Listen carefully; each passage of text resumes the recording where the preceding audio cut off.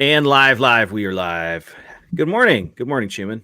Here we are. Let's do it. It's a beautiful day and a little chilly out, In but the neighbor, you almost said a beautiful day in the neighborhood, didn't you? mm, It was. maybe. I expected you Yeah. to. And look at this. We already got Trinity here. What's going on, Trinity? Nice to see you. Welcome, welcome. Oh, so we are. We're gonna dive into something that's going to initiate us into many other stories after this. And so I'm excited to get into it. We are both caffeinated, so Hmm. and continuing to be. Feeling good. And I got my reserves over here.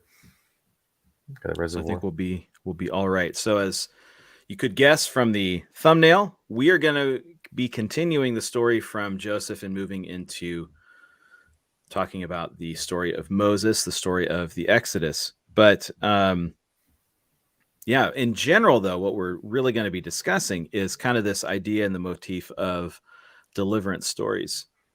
Hmm. So it is one of my favorite story type genres, and I think once we start talking about them, I think you'll kind of agree with me. These are some of the most fun, most known stories.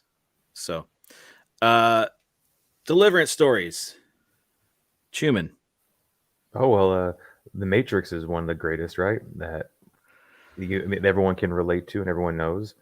Getting pulled out of the Matrix, being revealed truth, and taking that step Yeah, is a great, great example of it. yeah. I think the Matrix is one of those majorly keystone deliverance stories um contemporaneously, like right now. It Hmm. is one of the biggest stories. It helps everyone kind of understand what you're talking about in several different things, right? So one of those things is I was going to get NyQuil pills to Hmm. kind of do it because you have Dayquil, NyQuil. I think Yep. that works out. But the offering here of Yep, the red pill and the blue pill, yeah, what do you want to take? which all culture still even uses that. Oh, you've been red pilled. That's like, Right. it's pop culture that's gone into everyone's like day to day vocabulary. And it's opened a whole industry of pills. I've heard of white pills, black pills, lots of different pills. Hmm. Um, yeah, No, that probably meant something different years ago, but mm-hmm. now it has to do with, I think what it has to do with, as I set my coffee down, Hmm. it has to do with you willingly taking steps towards movement, right? So it's either Hmm. remain stagnant or move forward, right? Yep, So that concept, that's motif. Like, well, what happens if I take the blue pill? Nothing. You stay nothing. here. Yep. No, it's the idea that you have a choice now. There's information set in front of you. Are you going to accept it, or are you going to, like you said, take the blue pill and nothing changes, and you just kind of go back into your ignorance type of state? The ignorance is bliss. Right. And I think that sometimes, and I think he also mentions at one point, or someone does, now you're kind of wishing you took the blue pill, right? Hmm. That happens in deliverance stories. There's a question of why didn't we just stay where we were? Why Hmm. why didn't we just go, can we go back? And that definitely plays into the story of the Exodus as well. It's a big, huge thing with the Exodus, actually after they leave. Yeah. Um, There's comfortability in something that that the evil, the bad that is better than the unknown to some people because it's comfortable. Like even right. though, like taking the blue pill per se and going back into the matrix, even though that's not the right decision objectively, it's a comfortable decision because that's a decision. You've taken the red pill, you're going down a path of the unknown, which is terrifying to the human mind. Absolutely. And I think that I think we've all of us can identify with that, right? We can Hmm. identify with the characters who get to a place where they say, "Can I just go back to the way it was?" Think of now, of course, the character's name goes out of my head. Who's the character? Is it Cypher who has the meeting, who's eating the steak I can't and remember has that. the existential conversation? Mm, I'm looking at this, and the Matrix is telling me that it's delicious, that it's juicy, that it's, and then I eat it, and I don't know the difference of whether it's really real or not. and so he Mm-hmm. wants to go back. So he has this whole conversation of, and honestly, that makes that I think all of us have been in that situation where we are. Does it really matter? Like, can't I go back to that point where we just go back to the way things were? Mm-hmm. Oh man, I feel that way all the time with how food is. Like, there's some food I want to eat, but it's like now that I know, it's like I can't put that in my body, man. It's Yeah, like you know what I mean. It's like that's just all so the additives, all the stuff, all the things. all of it. Yep. Yeah, I yeah, know. it's true. You I know wish I better. could ignorantly go eat a deep fried Oreo, Oh, or I know. Yep. Absolutely, man. Trust me. Yeah. whatever that is. So, Yeah. but I think that yes, the Matrix is one of those, and I don't think it really feels like a Deliverance story in the same way, but it very much has those same story motifs. Have you seen? And I think we were talking about this before. Have you seen the movie Equilibrium? I can't say I have. It sounded familiar, but I don't think I have. Okay, Christian Bale and Sean Bean are in this, and I don't want to give spoilers. Oh, I got my spoiler banners. I dropped For my a movie, spoiler banner. for like a movie made in the '90s. I know for a If you haven't watched it yet, yeah. yeah, but this is one where I feel like people may have missed it and they maybe didn't have the opportunity. So I'm going to throw it up there anyway. So Hmm. spoilers for Equilibrium, right? So come back after the spoiler banner's gone. But the for Equilibrium, it's a very similar thing, except everyone is stuck in there. It almost feels like the precursor to the Matrix, like a story idea. It's sort of like a more contained Hmm. story, and some would say a superior story in that way, because most people don't even think about the Matrix 2 or 3. Hmm. That's supposed to be part of this thing. It's a nice little small story, but the idea is that everyone is trapped by this society that is telling them that they can't, that it's the problem's emotions are the problem. That's why we have all the problems in society. And so everybody's taking, again, it goes to pills. Everybody's taking these pills that inhibit emotion, Hmm. and so they're moving forward, and everybody's a snitch on everybody. Like, children are snitches on their parents. Like, there's a whole bunch of different things, but it goes to this point where people want to be delivered out of that, right, out of that state into another state. And so to being able to experience those things, like even their like windows are like painted over because they don't want people to look out and to feel Hmm. emotion from a sunset, Hmm. or have negative emotion because they look out and see, just a concrete landscape or whatever that might be, right? So even windows are covered up, but it's the idea of you're trapped someplace, and is someone going to be the one who frees you from that place? And of course, that is the point of a deliverance story, is not just to tell you, hey, this whole thing is really terrible, Hmm. although that seems to be the plot of the road. If you ever need to really feel like everything's hopeless and we're all going to die, go watch The Road. It's a pretty depressing movie. It's super depressing. So, Yeah. but that's sort of the lesson of that, is like, oh, we're all just stuck here. But Hmm. if you want to feel that, you go to this deliverance story because you want to learn how, or at least when I say learn, what I mean is you want to see characters who are struggling through being in a situation of oppression, or a place where they can't escape. I'll just put that, the place where they can't escape, that Hmm. they're all trapped in, and you want to see them overcome that. Hmm. I think that's also a big motif in both the Maze Runner and uh, Hunger Hunger Games, right? Games. Yep. Hunger Games, the same sort of idea, Hmm. where we're trapped someplace and we're trying to escape, and you have that opportunity. Should we just go back to the way it was? Should I just be quiet and just do what we're doing, or because invariably trying to leave someplace like that, any something that's holding you in that way, there's going to be pain and suffering in trying to get Yeah. out, Yep. you know Absolutely. so I'm trying to think of other examples. I know there Well, are but then others. then like kind of branching off of like movie premises and plots, but even just the whole syndrome of Stockholm syndrome is a perfect example of what you go through as a person that is like Stockholm syndrome's the idea that you are actually like if you're abused, if you're in a relationship or a situation or you're captive, and you actually look at your person that is holding you as your savior or your protector because that's how your mind deals with it. So that's kind of like that same idea where the known and the comfortability of knowing that, okay, well, I have a place to sleep here, I have food in my belly, like this is comfortable, is so it's so ingrained into us, into our human psyche. Like, because you just branch away from movie stuff, like in everyday life, we all have our own individual deliverance stories, or going through situations where we could be delivered in certain aspects, or whether it's a relationship or a relationship with certain substances or something it is. Our mind likes to hold on to the known instead of the unknown. So I do love the, like you're Yeah. saying, this known story type of structure that is clearly, that's what the Bible's all about. It's deliverance. It's delivering mankind from our fallen state, right? Like that's pretty much Yeah. the whole premise, how God's going to take us and get us out of the situation. So I love that we're going to go through Exodus, because it's so critical.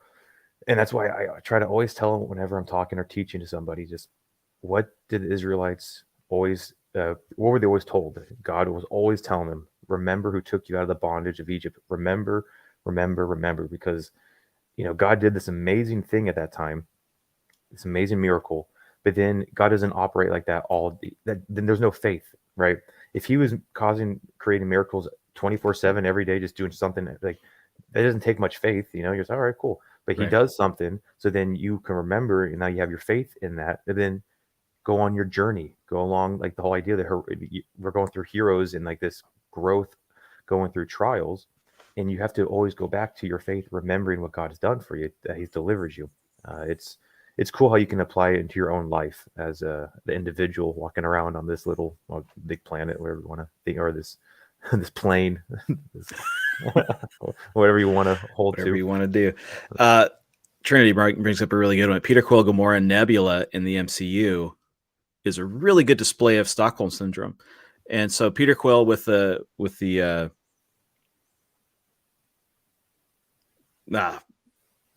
is that group? All of a sudden it goes out of my head. I'm not caffeinated enough. The shoot, Trinity will correct me here in a second. But so he's with the Ravagers? No, Rangers. It's not the Rangers. It's Ravengers. Maybe that's it. We'll go with that until I get corrected. But he's with them and is kind of trapped, and so he's got to escape. But he's under the thumb of Yondu, and so it's he's with that group, but he's sort of stuck under the thumb, and you find out he was kind of abducted in that way. And Gamora and Nebula in the same way. Ravagers. Thank you, Trinity. You've got Gamora and Nebula, who are both they're daughters of Thanos. Thanos, yeah. Right. So Thanos is the captor, but think about their position. They have high position there. Mm-hmm. They 100%. Why would you leave? Why would you upset the apple cart? Yep. Because you're at the top of the stack. Yeah. Right. So why would you leave that thing? And so here I'll bring up a concept for us in our lives, what it becomes, because you can have this extreme case where you're kidnapped and then you grow to love your captors, and everyone outside is like, oh my goodness, I can't believe you liked it there, you miss it there. But what it is, ready for this? It's the weaponization of safety. Yeah, peace and safety. It's the weaponization of peace and safety. It's what it is. Yep, 100%. So a lot of times you have to get to that place in a violent way, because anytime you take someone captive who was free, it's going to be like that, right? Yep. So there you might have that, but then you grow to love this place that you are, because there is a measure of safety. Or in the case of Gamora and Nebula, you find position there. Why would I ruin this structure? Because why would I upset this? Because it is scary. The scariest thing about Deliverance is once you're outside the boundaries, now you're responsible. You're responsible for yourself. Yeah. You're responsible for those things. And I think her name is Yomi Park, maybe. I can't remember her last name. She escaped from North Korea into China, South Korea. She makes her way out into the world. I think she lives in New York now. Maybe she moved. I don't know. I don't know her, so I'm not like. Yeah. But she talks about when she left North Korea. The burden of freedom. The burden of freedom. I have to choose what I eat. I have to choose what I do today. It can be fair, yeah. It's fearful if you don't. It's something new to you. Like that's something where it's easier if you to be born into freedom, so that's all you know, instead of being born in captivity and then released. That's why when you have wild animals or whatever, if they're born in captivity, you can't like good luck trying. You can't re-release them. That's all they know. Right. Like a lion, like if you go caught a free lion and put him in a cage, okay, and then you re-release them, you'll get it. You get the hang of it. But if you have some cubs grown in a zoo, you can't go just release those cubs into the wild. They have no idea. That's they don't. They'll die. They have no idea what's going on. Right.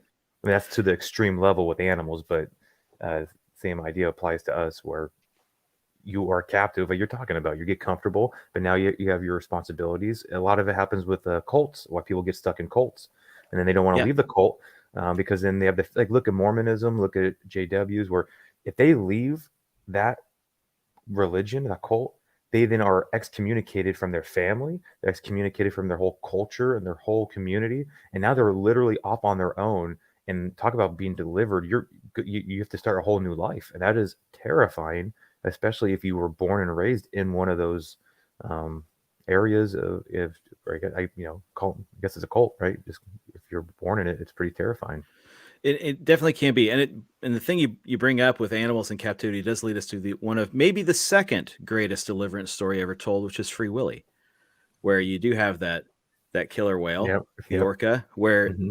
you've got the flopped Yep. thing, and Michael Jackson, it helps somehow, I don't know, but I know. Somehow, uh yeah, something but gets in then there. if he's free, right? He's free, and you think about that, like it was a domesticated animal who Yeah. then He's like, probably what? dead, right? Oh, for sure. Dude, hey, the life like out there, like you want to see how tough life is and how sin has operated. Just watch National Geographic and watch how animals like Right. the freedom is tough out there. Like it's a tough life for animals. It's rough. And you know what? This also takes us to another point. I think we made it on a different conversation. Maybe we're just having a different conversation at a different time.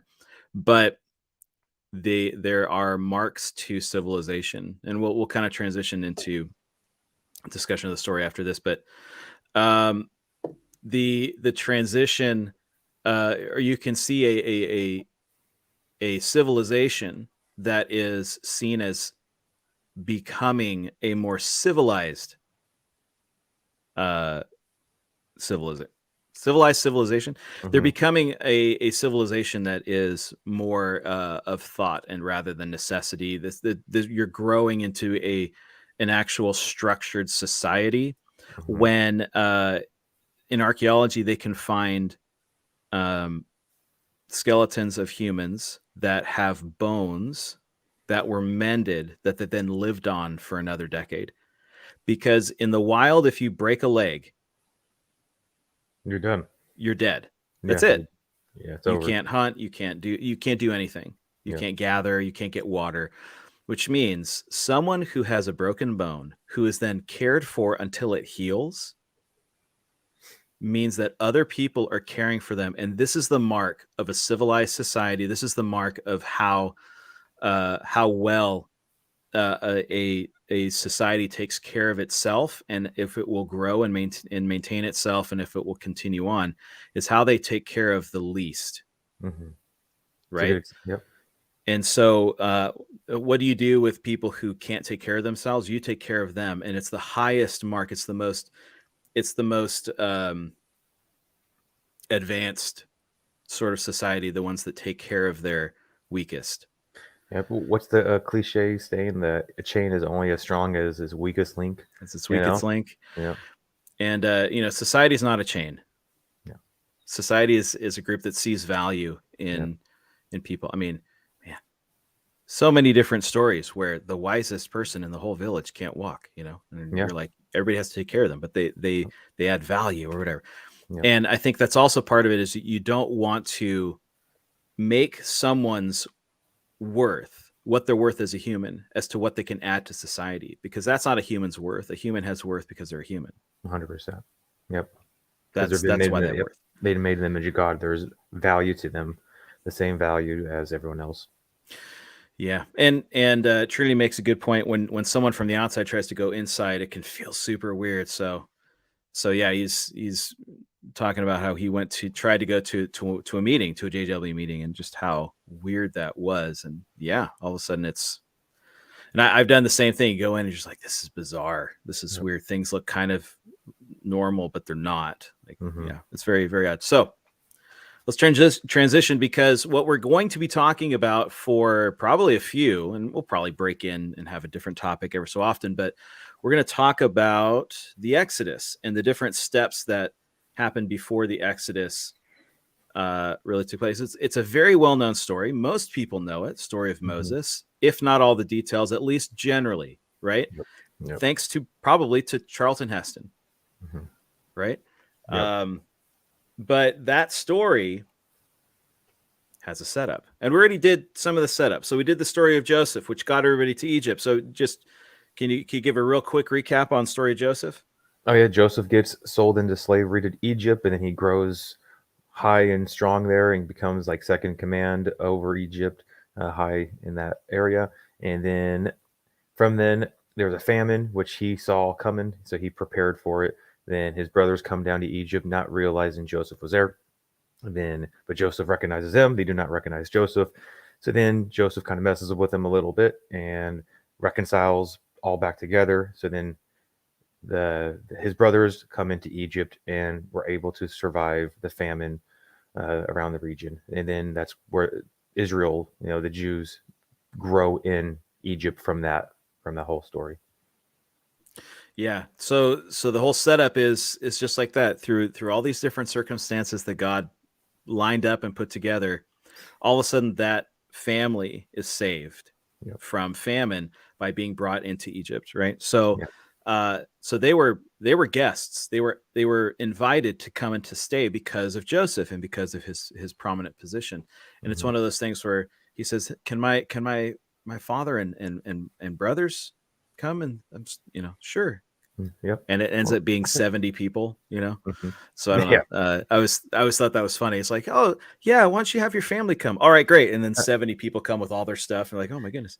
Yep. But That's how it I goes. mean, Yep. they obviously knew what was going to happen. That's just Mm-hmm. if I had to have a sanctified moment of comedy in the history there. But that group comes, and they're actually given a place. They're given land. Mm-hmm.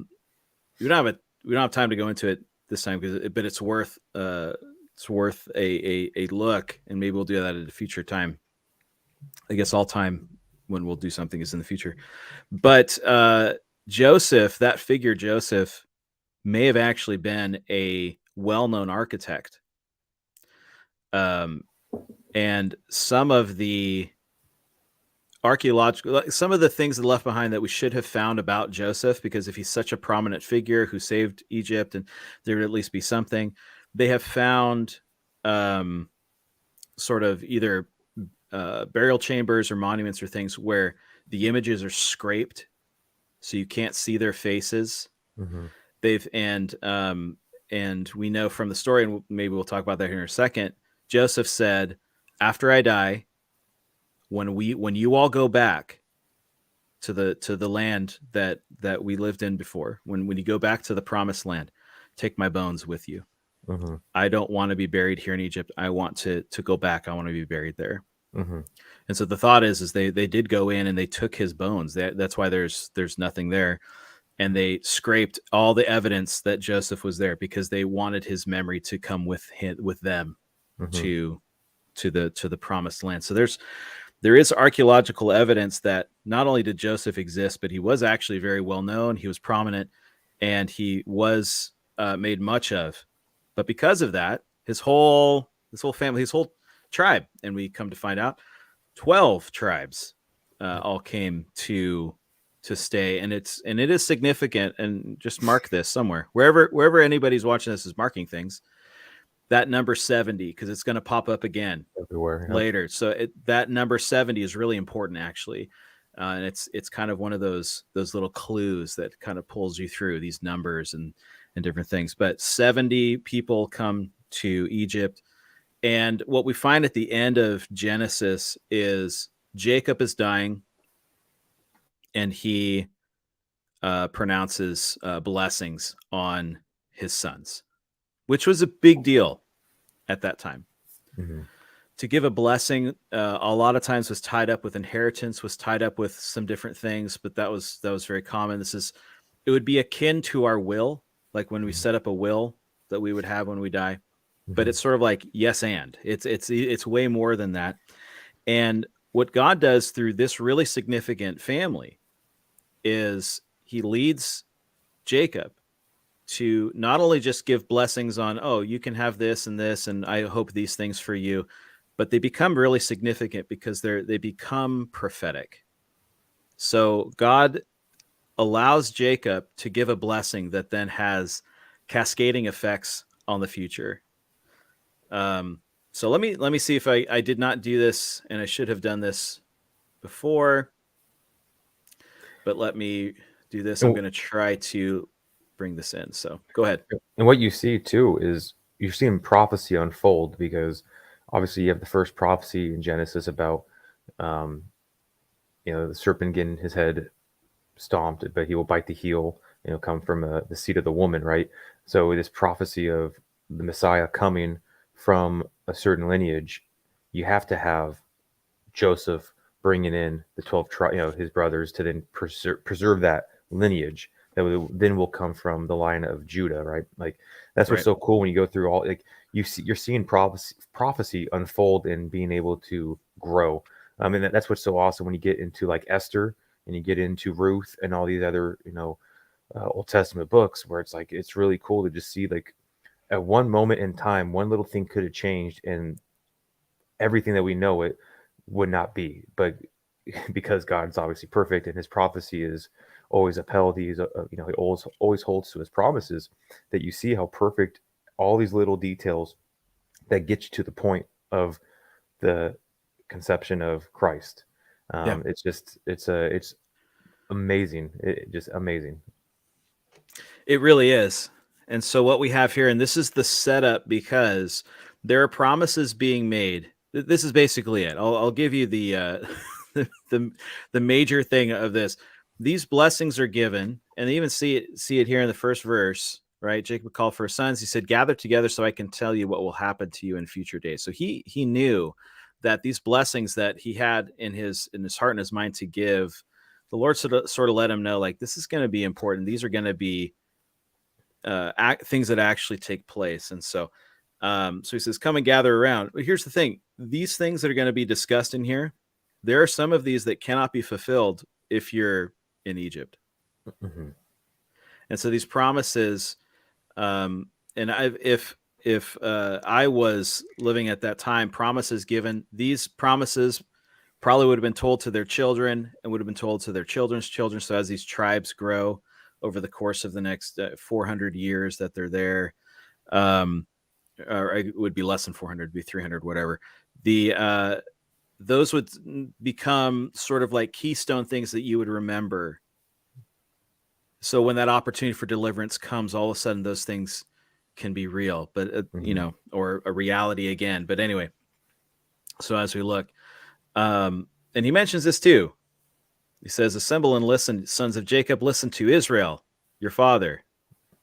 So remember, he was given this name by God, Israel, one who struggles with God. That was his name. He goes by Jacob. This is his God-given name. Let me try and zoom in a little bit here, see if we can't make this there you go. Yeah. better. Oh man, look at that. Yep. No eye straining. And if you're just listening, I'll try to read out the things and not just point out things that are written here. But Reuben, there's something happened with Reuben. He said, mighty, he's the firstborn. You're my firstborn, my mighty in the beginning of my strength, or my might in the beginning of my strength, outstanding in dignity, outstanding in power. But he also says you're destructive. You're destructive like water, and you will not excel. Well, thanks, Dad. Yep. What a great blessing. But it says why. It says, for you got on your father's bed. And I don't know what that means. But it says, then you defiled it. So he did something that he shouldn't have done, and we can speculate. But yeah, he missed out on something. Simeon and Levi are brought together. He says, weapons of violence are their knives. So they are violent men. Actually, you know what? Go back up to Reuben. Yeah. with the whole idea of, he, then you defiled and got my right, because he obviously was disobedient in some aspect, he lost blessings. Hmm. And that's critical for us to understand with our walk with the Lord, that, if if you're saved and you're a believer, if you aren't walking in obedience, you will lose blessings, whether it is physical or spiritual. And that's a great example right there. I mean, Reuben was still a son. He was obviously still one of the 12 tribes, and he didn't lose his sonship, but he clearly lost blessings here because he did obviously something. He defiled his father's bed, or there's something that we don't know the details, like you're saying. But it's a great Yeah. example of He missed that out on something. he missed out on something. Yeah, Potentially, yeah. Yep. Especially because he was the firstborn.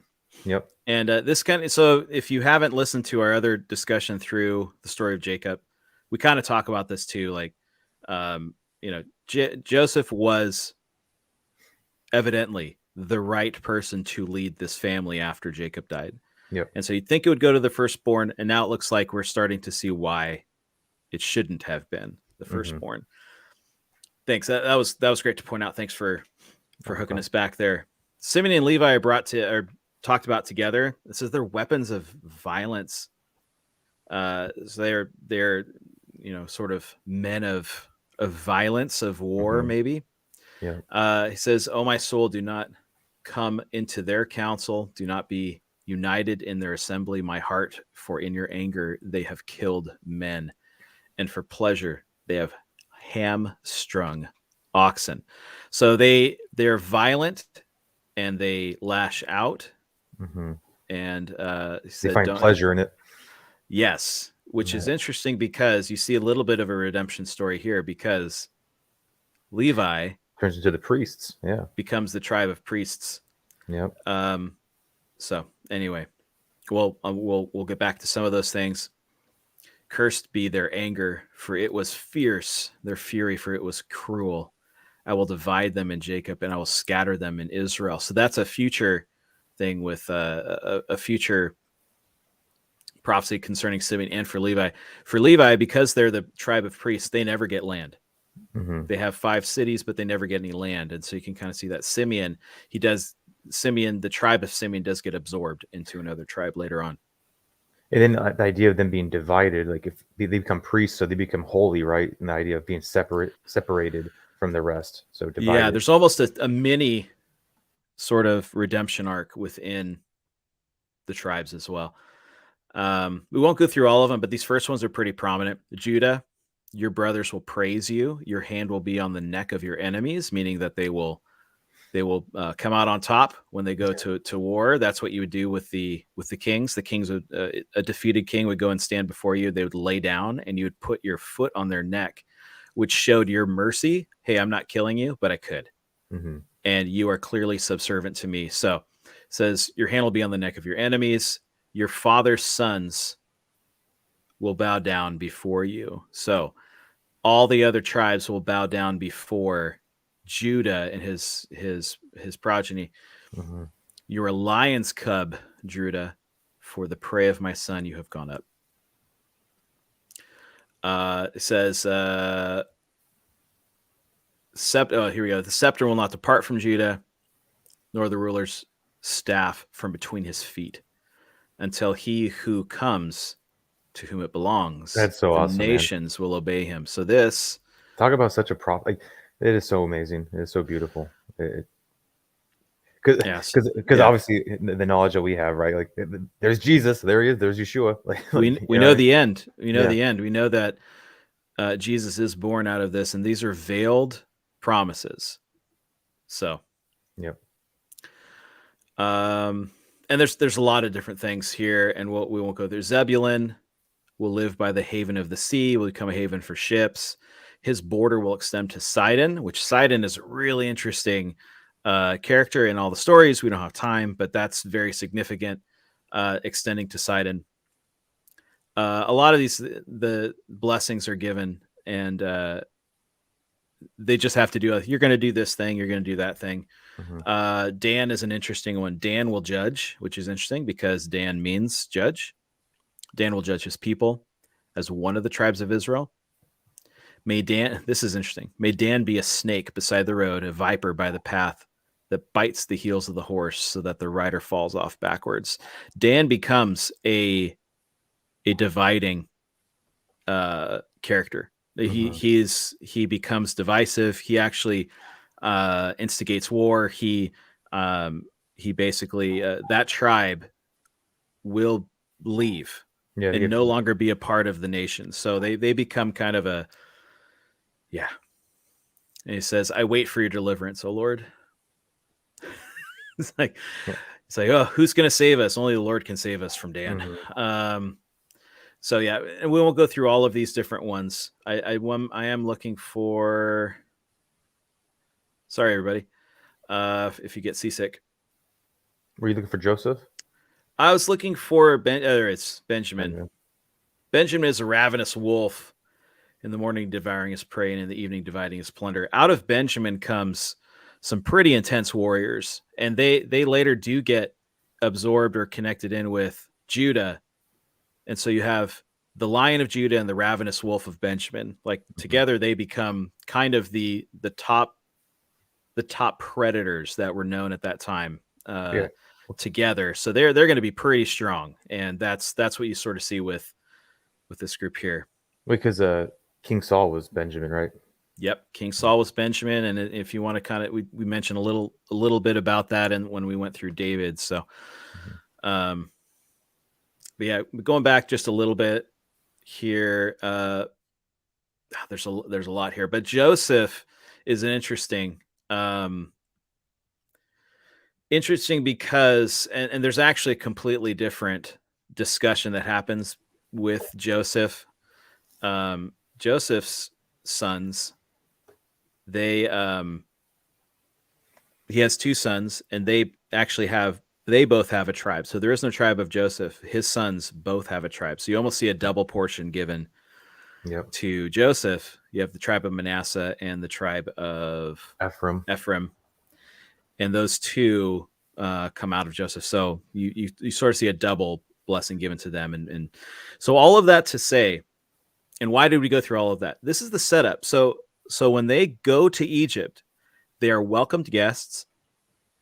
All of them go back and arrive. And to finish this part out here, Jacob does die, and they take him back to their home territory, and they bury him there. And so that's sort of the ending of that kind of a story. They're in Egypt, prominent position, given land, they have promises, and that's where you see them. There's the setup. Because then when we get into Exodus, and we'll talk much more about this next week, this is where we'll start to kind of get into this. When we go to Exodus, the story begins with, and then a Pharaoh arose who did not know Joseph. Yeah.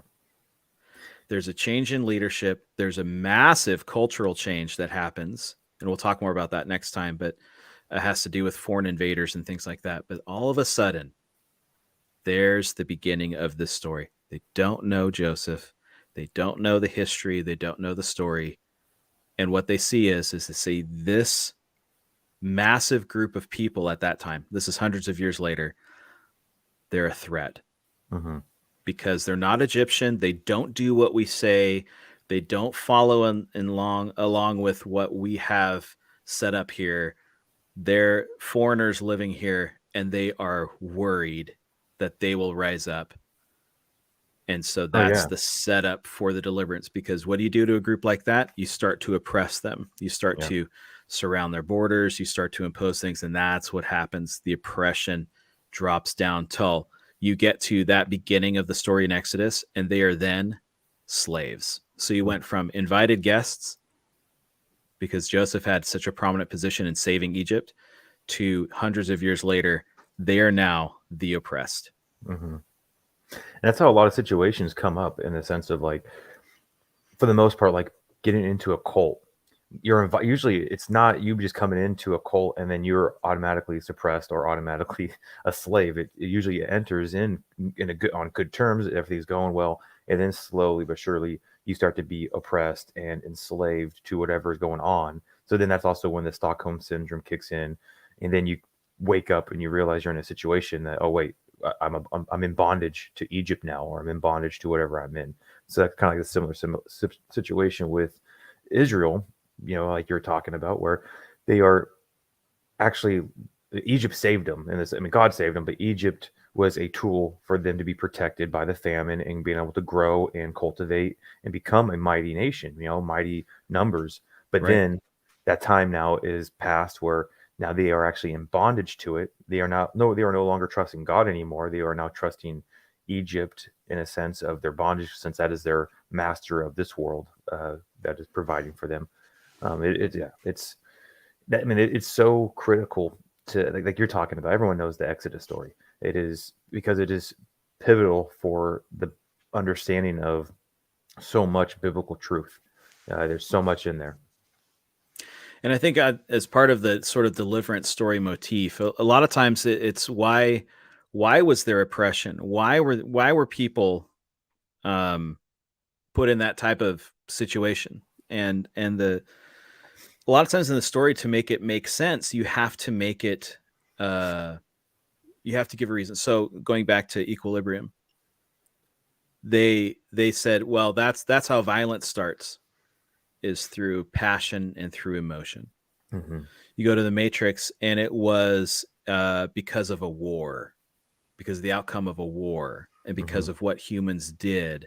These things all happened with artificial intelligence and those types of things, to where it was done that way. You look at a lot of reasons why other people are oppressed, and it's not really a lot of times for evil reasons. You look at this, and why in this situation in the story of Exodus, why was the nation of Israel, all those 12 tribes, why were they made into slaves? It was because the outside group looked and saw that they were being blessed, and they were intimidated by it. They were fearful of it, and so they want to stop it. So this is also interesting, because I think a lot of times we think humans have to have a really specific motive to do evil things, and I don't see really evidence for that in history. A lot of times it's because people are envious. Mm-hmm. They're envious of blessing. They're envious because they have something that they want. They want that thing. It's because of the evil of humans. Hey, misery loves company. People, like, Right. people, and it's such a horrible aspect to our fallen nature that people hate seeing, like, someone may not want someone to be far worse in a bad situation, but they don't want you to be better than they are. Like, because then there's a jealousy and an envy that comes from it, that, oh, well, I want that. I want what they have. Yeah, it's interesting with the human nature, and obviously, like, Egypt was seeing that with the Israelites and how strong they were growing and what the blessings that God was giving them, and obviously the culture clash as well, right? Because they followed Yahweh, and Egypt had their gods, which obviously stem back from Babylon and all their false idols and everything. Which, Yeah. obviously, in the spiritual realm, something is going on. There's a spiritual war going on as well. And we'll get into some of that too. We're going to spend several different sessions going through some of the major highlights of not just deliverance stories, but the Exodus story specifically, and build into it, because I think if you have a cursory understanding of the story, I think sometimes it's been dumbed down to leave out a lot of really important details that take a little time. They're assumed. If you hear the story in ancient times, it was assumed you understood and knew some of these things, but even some of the origins of the gods and things like that, we'll get into some of those things, because it's really important to understand how some of these things came about and some of the different connections. And we'll do the prequel thing. We'll kind of go back and see where that thing came from and bring it back in. And because this story hits on so many different things, because it is telling the bigger story. It's telling the major arc for humanity as given. So it's really important. And I think that we try in our modern day, when we make stories, to honestly tell these stories that pre-exist. They're there. I wrote something long ago, and I can't even find the original, but all of our stories really boil down to only a handful of actual stories, and they're retold with different with different character names, different characters, different settings, different backgrounds, different, wardrobe. Uh-huh. And you look at it, and it's a different, it looks like a different story, but it's the same story. We tell the same stories. We all want stories that talk about deliverance and redemption, that talk about forgiveness and salvation, that talk about great evil being overcome by good, and the many being defeated by the few. Like, we love these stories, and they're just retold and they're retold, and they also work themselves out in reality, because we, in actual narrative, in histories, because that's how people live. They live with these motifs. These are real things, right? And I still think that in our modern day, we've got some of these motifs running through all these other stories, and we're not understanding how they connect to the bigger stories. And until we can, it's going to be more difficult for us to actually step into those roles that we need to step into. You need to be somebody's hero. You need to be someone's deliverer in a situation. You need to embody that. Why? Because you're the ultimate deliverer? No, Uh-huh. but because you need to mimic that. It is your role to play in the story, right? They say everybody is the hero of their own story. Yep. Even villains are the hero of their own story. Mm-hmm. You will be put in situations where you will be expected to act. And by going through stories, we practice that, so that when the time comes, we do the right thing. Right. And that's why stories are so important. Good stories are so important, because they help us practice the right thing to do before we ever have to do it. It's played in our mind. There are so many people who jump into a situation where they're the martyr, right? They jump in, and they normal people, right? There's a robbery, and a dude just jumps up and is like, I'm not going to let this person hurt anybody, and they die. And we say, like, wow, that person made that decision. They had made that decision years earlier, Yep. that they would do that, because of examples that they had, or things that were instilled in them, teachings that were instilled in them, or because they saw examples. We live out those things in those stories, and we need to do that. We need to be able to sit down with our kids and to say, these are situations where I did the right thing, because it needs to be tangible. It's one thing for Luke Skywalker to do it. It's a different story when David does it, and it's a different story when Jesus does it. We have these different accounts, but then you have to do it, and then you have to tell those that come behind you what you've Oh done. yeah. Well, it's so critical too, because you mean in a day with YouTube and all these videos, you'll see all these surveillance cameras of horrific things happening and people just standing around. Um, you see it all the time, especially here in the Bay Area on BART. There's situations that happen all the time, and every, especially if you're a believer in Yahweh and you follow Jesus, like you need to be like you just said it perfectly. That person already made that decision before that situation happened, and it's a outpouring of their character because of who they are. They stood up and they were willing to be a deliverer and willing to sacrifice themselves for that situation. And that's critical for us to embody that and be prepared for the situations to arise, because so many people need that person, right? And they need you to stand up for them. I mean, that's what we're called to do. If you are able to stand up for the ones that cannot protect themselves, then you need to do that. I mean, that's why, like, one thing that has really stricken me deep is understanding that God hates cowards. Like, that is one of the, like, talk about like characteristic traits that you can have that God really despises. Obviously he loves everyone the same, but like he despises cowards. And if you are a man, it doesn't matter if you're a man or a woman. If you're in a situation where you can stand up for good and overcome that type of fear, God, the blessings that will be poured out onto you, it's not like you're gonna get a Lamborghini or something, but just God will bless you with that, and He loves people that stand up for the weak, and it's Yeah. critical, like because everyone loves watching a YouTube video or some little CCTV camera of something happening and somebody coming in to intervene and step in that line to protect somebody that is defenseless. Everyone loves it. That's like everyone can get behind that. And there's a Oh yeah. reason why everyone can get behind that. It goes back to it's innate to us. Right. And we need to live and embody that. And here's the thing, is that we're not just free floating, free agents with no guidance, right? So one of the pivotal things, and we'll kind of end with this, is in this whole deliverance story, we haven't even brought him up, Moses becomes a pivotal character. But when we first meet him, well, not very first meet him because he's a baby, but later when he's a grown man, he is not ready. He's not the man to do it. Not at all. And so God allows him to go to a place away from the situation to then become that man, to then be brought back. And that is such a big part of the deliverance kind of idea and story, is that someone who's prepared to do this. And it takes a while for him. It takes a few decades to knock some real wisdom and sense into him so he can be the leader that he needs to be to then go back.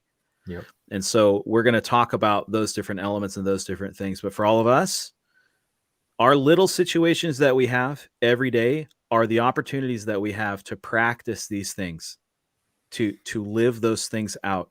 And if you don't know what you should do, if you don't know what, I have these different situations and I don't know which way to go. I don't know how to be the hero in this situation that I'm supposed to be. I don't know how to be the person who stands up.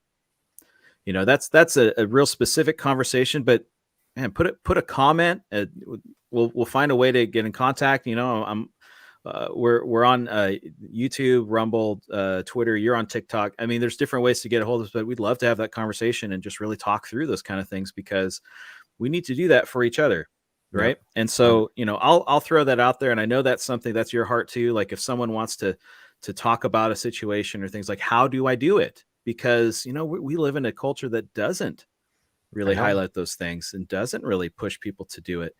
And now we're more and more, we're into stories where you're subverting a lot of these things, and subversion is cool. Yeah. And yeah, subversion is cool only if you know the actual real story that it's being subverted, then it's clever. Otherwise, you're just telling a story that, meh. So that's all that I had. Matt, did you have anything else to add? Otherwise, we're going to go, because I got a dog scratching at the door. Oh, yeah.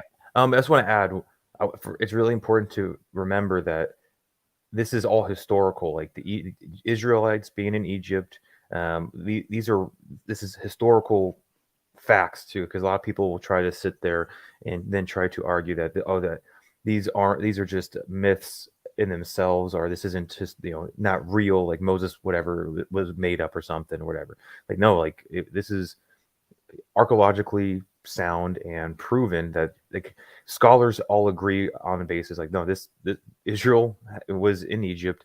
They got out. It's to realize that these are real people. Like, this is like, yes, there are myths that come from stuff, and there's mythologies in other areas, but the Bible, the Old Testament, the story of Moses, the story of Joseph, these are real people that really lived, that were going through their human experience that we go through. So don't put them on a pedestal, or don't sit there and get confused by false teachers trying to say that, oh, they never existed or whatever. Like, these were real people with real situations, just like you, and you can now be your own Moses, per se, or your own Joseph in your situation, in your life. And that's what God wants you to be. He wants you to look at the stories, learn from the mistakes of biblical characters, and then take out of it and then apply it in your own life.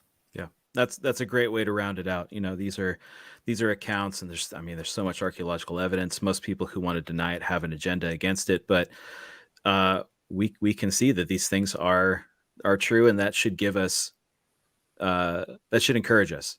Yeah. Because they were real people who had to make real sacrifices, who then stood up and did real things with real results, and they did it with the help of God. And I think that's kind of the other side. And some of us feel so separated out from that. But the more that we lean into that and we understand how those things kind of move together, we can see that, yes, we do need to stand up, and we need to do these things, and we need to pursue those different things. So excellent final words, Matt. I appreciate it very much, Matt. We'll see you next week.